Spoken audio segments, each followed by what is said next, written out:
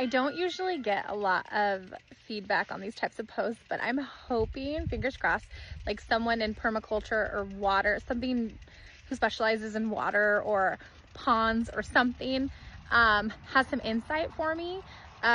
We're looking to put in a possible like seasonal pond, or a permanent pond if we can, without having to do liner. We want something more natural.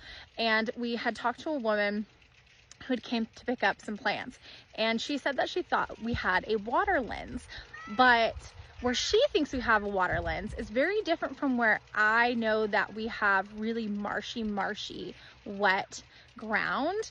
And I'm going to show you the two different areas and tell me what you think. So right where you see all that greenery, those are all wildflowers, and that's actually where it gets really marshy. After the rains stopped and everything was drying out, that stayed the most marshy, wet, our boots got stuck kind of area.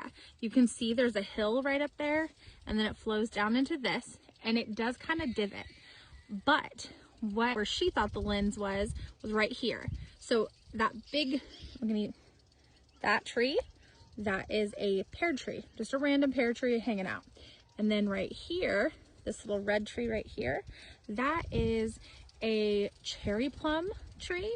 And she said that if they're just growing out there with no assistance and they've gotten this big, there has to be water underneath them. So she thinks that this is the area that has the water lens.